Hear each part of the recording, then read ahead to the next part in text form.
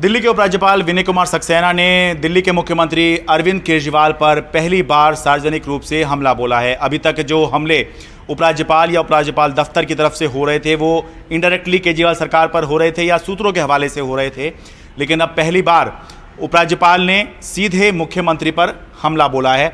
उन्होंने कई सारे ट्वीट्स किए हैं और लिखा है कि मैंने सुशासन, भ्रष्टाचार के प्रति जीरो टॉलरेंस और दिल्ली के लोगों के लिए बेहतर सेवाओं का आह्वान किया, लेकिन दुर्भाग्य से माननीय मुख्यमंत्री अरविंद केजरीवाल जी ने हताशा में भटकाव की रणनीति और झूठे आरोपों का सहारा लिया है। मुझे आश्चर्य नहीं होगा अगर आने वाले दिनों में मुझ पर और मेरे परिवार पर इस तरह के निराधार व्यक्तिगत हमले किए जाएं। उन्हें पता होना चाहिए कि मैं किसी भी परिस्थिति में अपने संवैधानिक कर्तव्यों के पालन से पीछे नहीं हटूंगा। दिल्ली के लोगों के जीवन को बेहतर बनाने के लिए मेरी प्रतिबद्धता अटूट है। उपराज्यपाल विनय कुमार सक्सेना यहीं पर नहीं रुके। उन्होंने आगे लिखा कि मैंने अपने संवैधानिक पद पर रहते हुए कई मुद्दे उठाए, जैसे कि नई आबकारी नीति में बड़े पैमाने पर हुई खामियों का मुद्दा उठाया, स्कूलों में क्लासरूम के निर्माण में हुई अनुचित देरी पर सवाल उठाया, बिना मुख्यमंत्री के हस्ताक्षर वाली फाइलें हैं उपराज्यपाल सचिवालय भेजे जाने पर आपत्ति जताई, दिल्ली सरकार के अधीन आने वाले विश्वविद्यालयों में 5 साल से सीएजी ऑडिट नहीं हुआ, ये मुद्दा उठाया। मैंने इन सभी मुद्दों पर उम्मीद जताई कि मुख्यमंत्री अरविंद केजरीवाल सकारात्मक तरीके से सहयोग करेंगे, लेकिन इसके उलट हुआ और मेरे ऊपर व्यक्तिगत हमले किए गए। वो आगे कह रहे हैं कि मुख्यमंत्री अरविंद केजरीवाल को जनता को उस कला के बारे में बताना चाहिए जिसके ज़रिए उन्होंने खादी ग्राम उद्योग के 2 कर्मचारियों द्वारा 17 लाख की रकम को नोटबंदी के समय बदलने के मामले को 1400 करोड़ का बना दिया। ये तंज कस रहे हैं। दरअसल आपको पता ही है कि आम आदमी पार्टी ने उपराज्यपाल विनय कुमार सक्सेना पर आरोप लगाया था कि जब वो खादी ग्राम उद्योग आयोग के अध्यक्ष थे, नोटबंदी के समय उनके रहते उनके नीचे बड़े पैमाने पर जो है घोटाला हुआ। 500,000 के नोट जो हैं वो बड़े पैमाने पर बदले गए। 1400 करोड़ रुपए के घोटाले का आरोप लगाया था। तो विनय कुमार सक्सेना का इसमें ये कहना था कि सीबीआई ने खुद पाया है कि 17 लाख रुपए की ही ऐसी रकम थी जो 500,000 की जो है घोटाले के दायरे में आती है, जो गड़बड़ी के दायरे में या भ्रष्टाचार के दायरे में आती है। तो कैसे अरविंद केजरीवाल ने 17 लाख की रकम को 1400 करोड़ का बना दिया, इसके बारे में भी जो है अरविंद केजरीवाल को जनता को बताना चाहिए। अब जाहिर सी बात है कि जब खुले में आकर उपराज्यपाल विनय कुमार सक्सेना अरविंद केजरीवाल पर हमले करेंगे तो उनके पार्टी के लोग तो चुप बैठने वाले हैं नहीं। संजय सिंह आम आदमी पार्टी के राज्यसभा सांसद हैं, उन्होंने उपराज्यपाल पर बड़ा हमला बोला है और एक बड़ा आरोप लगाते हुए दिख रहे हैं।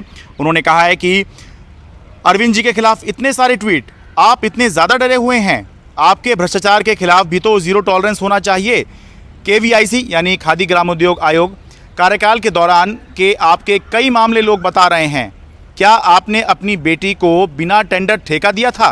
क्या मोदी जी को इसके बारे में पता है? अब देखिए, उपराज्यपाल जो अपनी ट्वीट में कह रहे थे कि मुझे इस बात में कोई आश्चर्य नहीं है कि आने वाले दिनों में मुझ पर या मेरे परिवार पर और भी निजी हमले हो सकते हैं। तो एक और आरोप की तरफ जो है आम आदमी पार्टी बढ़ती हुई दिखाई दे रही है, जिसका जिक्र जो है संजय सिंह अपने ट्वीट में कर रहे हैं। अब संजय सिंह जो हैं वो आम आदमी पार्टी को रिप्रेजेंट कर रहे हैं, लेकिन मनीष सिसोदिया दिल्ली के उप मुख्यमंत्री हैं, वो सरकार हैं। तो सरकार जो है, एक चुनी हुई सरकार अब नियुक्त सरकार के ऊपर जो है हमला बोल रही है। उपराज्यपाल के ऊपर उन्होंने हमला बोला है और ये कहा है उन्होंने ट्वीट करके, मैंने कुछ गलत नहीं किया था, इसलिए मुझे डर नहीं लगा। मेरी पूरी जाँच हुई और कुछ नहीं मिला। पूरे देश के सामने मेरी ईमानदारी फिर से साबित हो गई। आप जांच से इतने ज़्यादा क्यों डर रहे हैं? लगता है मामला कुछ ज़्यादा ही गड़बड़ है। तो ये है एक लड़ाई, एक युद्ध जो आम आदमी पार्टी और बीजेपी का चल रहा है। इसलिए जो उपराज्यपाल हैं पिछले कई दिनों से लगातार आम आदमी पार्टी सरकार के खिलाफ जांच के आदेश देने हों या किसी बात की मंजूरी देनी हो, जांच की मंजूरी देनी हो, या फिर जो मुख्यमंत्री के यहाँ से फाइलें जा रही हैं उस पर उन्होंने मुद्दा उठाया कि वो साइन नहीं करके भेज रहे हैं और केवल ये लिखा जा रहा है कि मुख्यमंत्री ने देख ली है या अप्रूव कर दी है या फिर केवल देख ली है। ये सब वो मुद्दे जो है लगातार उठा रहे थे और इसकी तरफ से एक तरह से ये कहा जाए कि एक तरह से उपराज्यपाल जो हैं वो जो केजरीवाल सरकार है उसके लिए मुश्किलें लगातार खड़ी कर रहे थे। आम आदमी पार्टी का ये मानना है कि उपराज्यपाल बीजेपी के इशारे पर उनको घेरने की कोशिश कर रहे हैं, फर्जी मामले बनाने की कोशिश कर रहे हैं, झूठे मामले ये सब बनाए जा रहे हैं। इसलिए अब जो है आम आदमी पार्टी ने भी जो है जो उपराज्यपाल हैं उनके ऊपर हमला बोला था।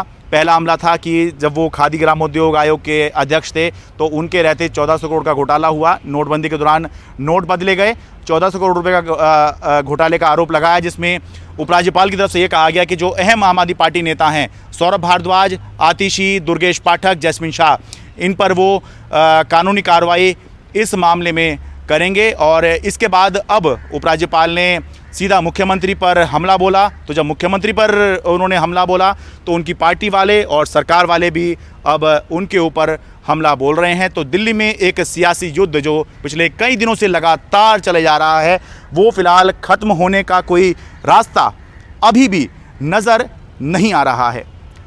दिल्ली से अपने कैमरा सहयोगी राकेश सिंह के साथ मैं शरद शर्मा, NDTV इंडिया।